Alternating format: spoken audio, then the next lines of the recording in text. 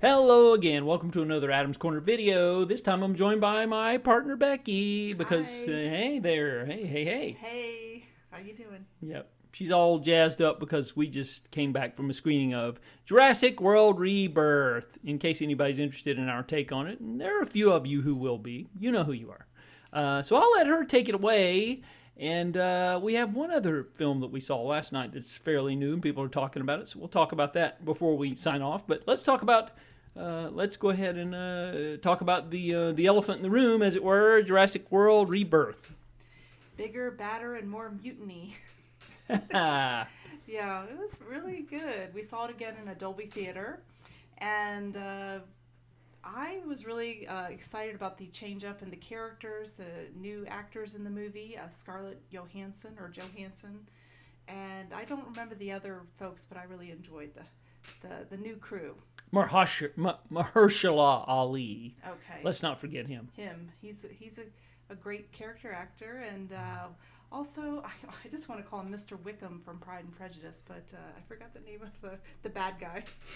Oh yeah, the villain, as it were. I'm actually drawing a blank on the character actor's name also, but Yeah. anyway, he's the one that gets eaten, right? Spoiler Yes. alert. Well, you know somebody's gonna get eaten, so there's no surprise there. But Yeah, no children were harmed in the making of the movie. no, because it is executive produced by Steven Spielberg, so no children are going to be harmed. So you go into it. So that takes a little bit of the suspense out of the way right off the bat, but it is what it is. Really, there's no excuse for this film other than to, make money. I mean, let's face it. Nobody was asking for this, really, and nobody really needed it. But, it gets the job done. I guess that's the best way you can put it. The effects are good.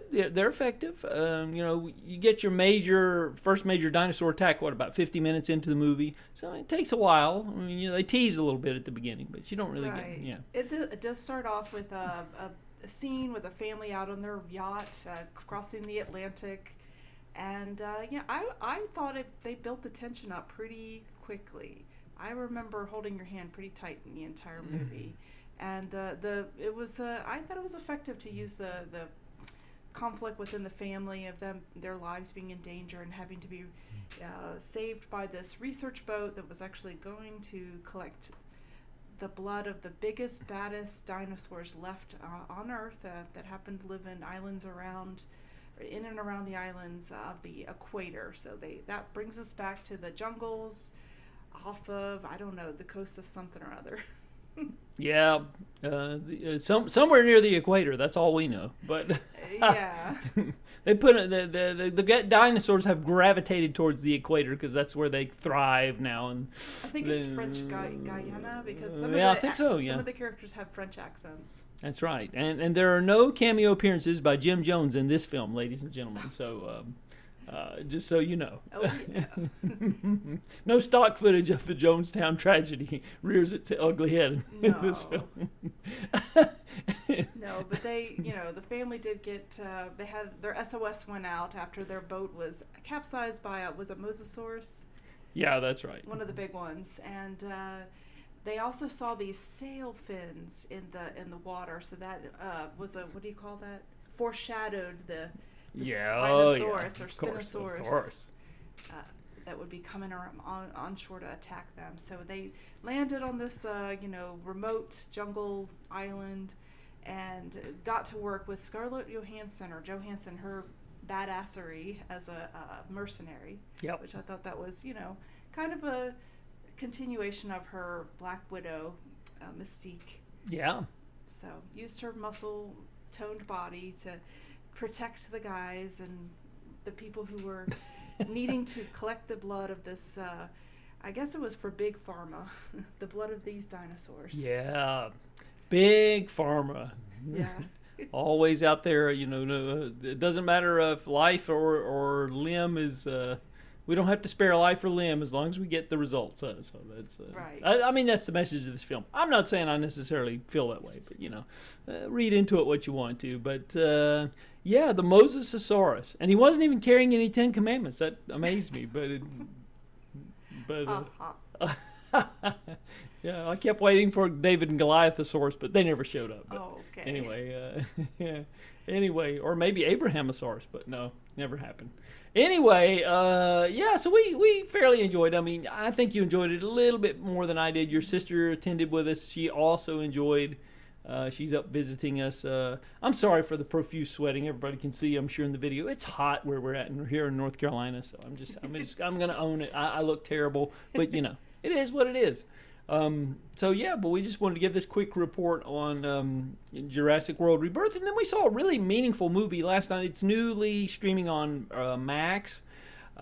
We saw My Mom Jayne, which is a documentary about Jayne Mansfield made by her daughter Mariska Hargitay. And I think you were quite moved by this film. Oh, extremely moved. This was a tearjerker. I pretty much cried throughout most of the movie. It was very heartfelt, the way she struggled with the image of her mother, and she wanted to distance herself as a child. Her mother, she had the dumb blonde, reputation as an actress in early 50s, 60s. Yeah. And in any case, she it goes through the story, the early life of Mariska Hargitay, and how her mother first started in show business, and she was actually 16 when she was first pregnant. So she was a very young mother, broke into the business when she was extremely young, only 21, and had I think a 4-year-old. And so it was. She interviewed all of her siblings. There's 5 in total, including her, and you got to see just a different portrait of her mother. And as she learned more and more about her mother, it was like your heart grew, and it even broke a little bit more to find out. I think just how deep and actually how loving her mother was, and also extremely intelligent and talented. Yeah, and you really get a sense of it. I was surprised by a couple of things too. Didn't know she played the violin. Didn't know she played the piano. I may have known that and forgotten it, but it's very evident and very clear in this film.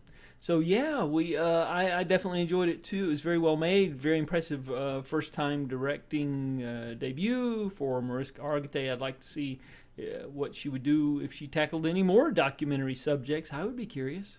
So yeah, I would give that one a solid A, wouldn't you? Jurassic World Rebirth, probably going to get a B- from me. B+. Yep. Or you might even go A-. I think you really enjoyed it. It was good. I really enjoyed it. I feel like they're rebooting it again, and Oh yeah. I usually like the first installment of a reboot. I'll just say, I'll be honest. It was good popcorn fare. I think it's worth going out.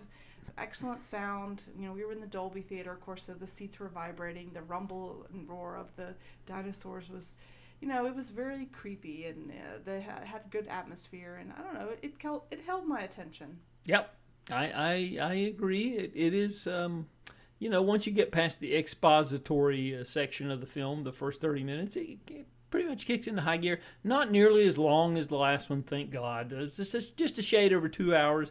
And the original, I think, was like 2 hours and 8 minutes. So it's somewhere in that. It's around that length, about 2:12 or something. So, you could do worse, and you probably will do worse if before the summer's over with. So anyway, Jurassic World Rebirth. That's our quick take on it, and My Mom Jayne, which we both. Excellent. So just 2 films we saw together that are topical, and we thought we would give you a quick take on them.